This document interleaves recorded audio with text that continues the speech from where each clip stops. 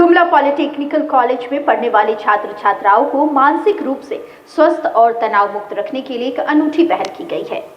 3 दिवसीय खेलकूद प्रतियोगिता का आयोजन किया गया है, जिसमें सभी संकायों के विद्यार्थी बढ़ चढ़कर हिस्सा ले रहे हैं। इस पहल का मकसद न केवल युवाओं को पढ़ाई के तनाव से राहत देना है, बल्कि उन्हें मोबाइल की दुनिया में बढ़ती नकारात्मकता से भी दूर रखना है। कॉलेज निदेशक अभिजीत कुमार ने भी इस आयोजन को बेहद महत्वपूर्ण बताया है, जिससे छात्रों को ऊर्जा और उत्साह मिलेगा। आइए जानते हैं इस पूरी खबर की ग्राउंड रिपोर्ट।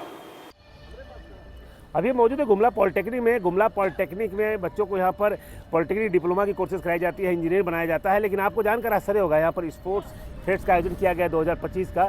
और इस फेस्ट के आयोजन के पीछे मकसद ये है कि बच्चों में जो डिस्ट्रैक्शन होता है, जो आज के डेट में आउटडोर बच्चे नहीं कर पाते हैं बहुत सारे। आपको याद होगा, आज से कुछ समय पहले बच्चों का इंटरेस्ट फुटबॉल और हॉकी, क्रिकेट, अन्य इवेंट में होता था, लेकिन उसके बजाय आज लोग कहीं ना कहीं मोबाइल की दुनिया में लग गए हैं। तो अभी निश्चित रूप से आपने जिस तरह से सुना कि डायरेक्टर साहब ने स्पष्ट कहा कि इस स्पोर्ट्स फेस्ट के आयोजन के पीछे मकसद क्या था। हम उन्हीं से उन सब बातों को बहुत अच्छी तरह से उन्होंने बातों को रखा कि बच्चों में आज जिस तरह से नेगेटिविटी बनती जा रही है, उसको कैसे दूर किया जाता है। उसके लिए स्पोर्ट्स बहुत सा माध्यम होता है। तो इस स्पोर्ट्स फेस्ट के पीछे, आयोजन के पीछे मकसद गुमला पॉलिटेक्निक में क्या है, सर से हम खुद जानना चाहते हैं। सर बताइए, क्या सोचते हैं, इसके पीछे मकसद क्या है? देखिए, स्पोर्ट्स फेस्ट यानी खेल कूद का उत्सव, ये उत्सव इसलिए है ताकि आप अपने शरीर को मानसिक व्यवस्था में ऐसे सामंजस्य लाएं ताकि आप जो तकनीकी शिक्षा ले रहे हैं, चाहे वो डिप्लोमा इंजीनियरिंग हो, चाहे बीसी हो, उसमें आप इनोवेशन की तरफ बढ़ें।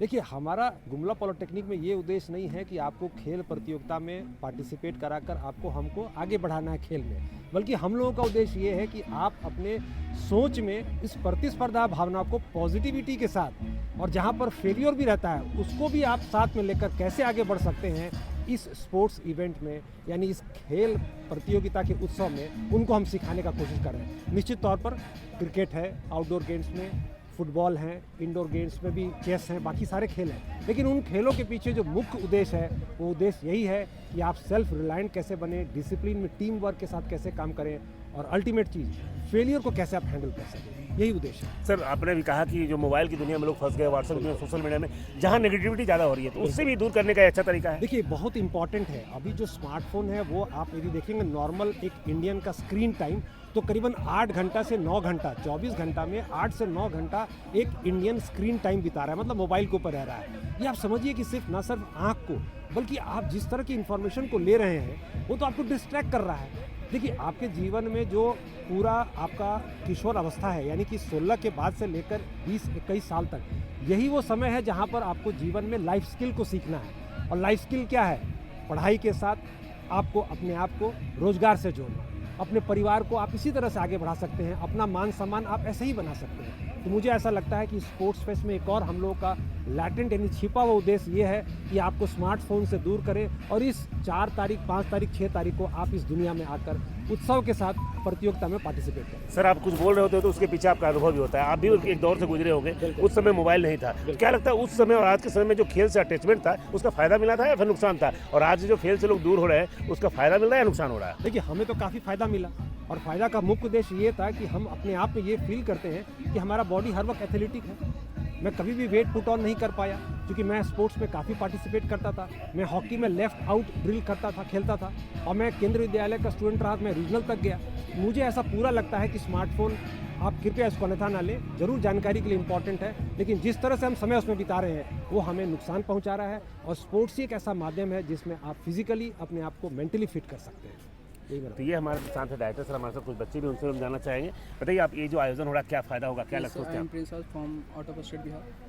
सर, मैं इस स्पोर्ट्स में जब पार्टिसिपेट किया तो मुझे भी इतना इंटरेस्ट नहीं था। जब मैं इस गेम में पार्टिसिपेट किया और अपना जब ट्रेनिंग स्टार्ट किया तो मेरे अंदर कुछ ऐसी एक्टिविटी हुई कि मैं अपने आप को कुछ दिन सह नहीं पाया, बॉडी पेन वगैरह वगैरह। तो मैं भी सोशल मीडिया के थ्रू कनेक्ट था। जब मैं इस गेम को जीतने का जुनून मेरे अंदर आया तो फिर मैं सभी चीज़ों को मैं बारीकी से देखना स्टार्ट किया, और इस चीज़ को जानने का जुनून मेरे अंदर आया। कॉन्फिडेंस लेवल हाई हुआ मेरा कि नहीं, हमें जीतना है। और हम स्पोर्ट्स में अगर रहते हैं तो हमारा शारीरिक तरीके से डेवलप होगी, मेंटल, फिजिकल तरीके से मेंटली तनाव मुक्त भी रह सकते हैं। चलिए। तो ये मतलब फ़ायदा लग रहा है। Yes. आप क्या सोचते हैं, क्या इस इवेंट के आयोजन से क्या फ़ायदा होगा? पर्सनली एज ए स्टूडेंट मैं ये ऑब्जर्व करता हूँ कि जो भी आप देख सकते हैं ग्राउंड में सभी कितने एक्साइटमेंट है। तो एज ए स्टूडेंट हम ये मानते हैं कि जैसे जो हम स्ट्रेस फ्री रहने के लिए मोबाइल का यूज़ करते हैं, तो उसके जगह पे एक ये सबसे अच्छा मीडियम है जिससे हम स्ट्रेस फ्री रह सकते हैं। मोबाइल का एज ए यूज़ करते हैं हम स्ट्रेस फ्री रहने के लिए, वो हम उसमें ना स्ट्रेस फ्री होके वो हम उस पर और ही इन होते जाते हैं।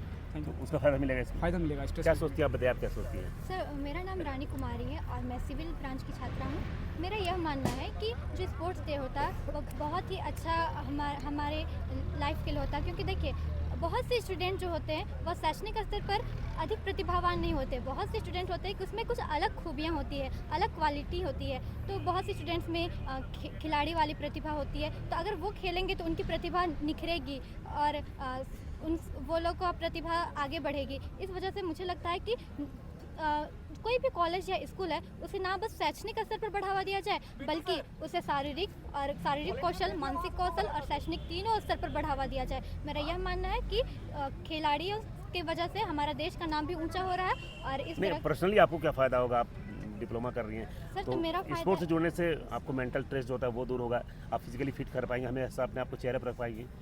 यस सर, जब स्पोर्ट्स डे होता है तो हमारे अंदर जोश और जुनून आता है। तो मेरा यह मानना है कि इससे शारीरिक कौशल और शैक्षणिक स्तर पर अधिक ध्यान फोकस होता है। चलिए आप बताइए क्या सोचते हैं, क्या फ़ायदा होगा इस इवेंट से?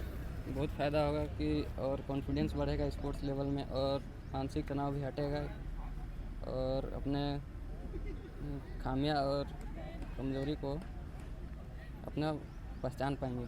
चलिए, तो निश्चित रूप से आपने जिस तरह सुना, डॉक्टर साहब ने स्पष्ट कहा कि स्पोर्ट्स वो माध्यम है जिससे कि न केवल आप तनाव से मुक्त हो सकते हैं, बल्कि सोशल मीडिया के जिस गलत दुनिया में आप फंसते जा रहे हैं, इनका स्पष्ट कहना है कि लगभग 8 से 9 घंटे बच्चे सोशल मीडिया में अपना समय बर्बाद करते हैं। उसका लाभ तो नहीं है बल्कि उनका नुकसान है। कई तरह की युवाओं के साथ ऐसी घटनाएं घटती है जो निश्चित रूप से हम कल्पना भी नहीं कर सकते हैं। उसका सही माध्यम है कि आप अपने आप को आउटडोर गेम में अपने आप को एंगेज करें, और खास करके जब आप ऐसी पढ़ाई लिखाई करते हैं जहाँ पर आपको मेंटली तनाव मिलता है, तो उसका एकमात्र माध्यम है उस तनाव से मुक्त होने का कि आप आउटडोर गेम में पार्टिसिपेट करें, फिजिकली फिट रह सकते हैं और कई तरह की बीमारियों से दूर रह सकते हैं। अब पहले का समय याद करिए, जब स्पोर्ट्स को लोग विशेष ध्यान देते थे, उस समय लोगों का जो फिटनेस होता था आज के बनस्पत में काफ़ी अच्छा होता था। लेकिन आधुनिकता के दौर में जिस तरह से हम मोबाइल की दुनिया में फंसते जा रहे हैं, नेटवर्क की दुनिया में फंसते जा रहे हैं, हमारा कहीं ना कहीं मेंटल स्ट्रेस बढ़ रहा है और हम कई तरह की बुरी लतों में फंसते जा रहे हैं। उन सभी से बचने का जो ये तरीका है, निश्चित रूप से न केवल गुमला के पॉलिटेक्निक डॉक्टर साहब ने स्पष्ट कहा कि स्पोर्ट्स वो माध्यम है जिससे कि न केवल आप तनाव से मुक्त हो सकते हैं, बल्कि सोशल मीडिया के जिस गलत दुनिया में आप फंसते जा रहे हैं, इनका स्पष्ट कहना है कि लगभग 8 से 9 घंटे बच्चे सोशल मीडिया में अपना समय बर्बाद करते हैं। उसका लाभ तो नहीं है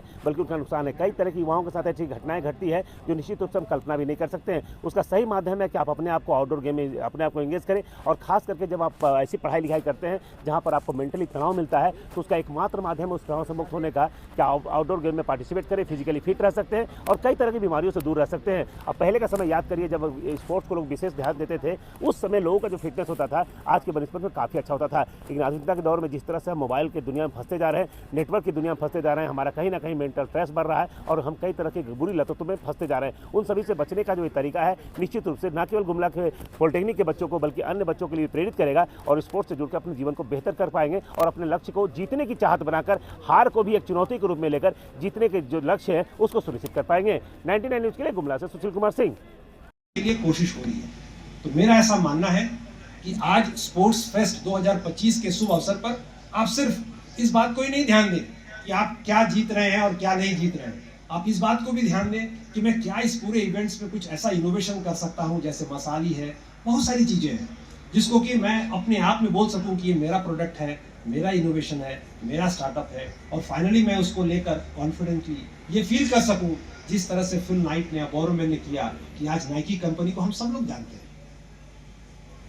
तो मेरा आपसे यही मानना है कि आप स्मार्टफोन को थोड़ा दूर करें, आउटडोर एक्टिविटीज में अपने आप को पार्टिसिपेट करें, और हार और जीत ये जिंदगी में लगा रहता है और हर हार में भी एक सबक है।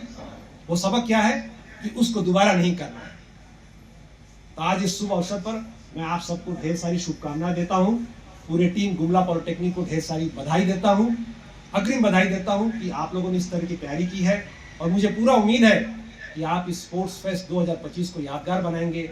और ये नहीं कि जो जीता वही सिकंदर, बल्कि जो भी पार्टिसिपेट किया वो सारे सिकंदर।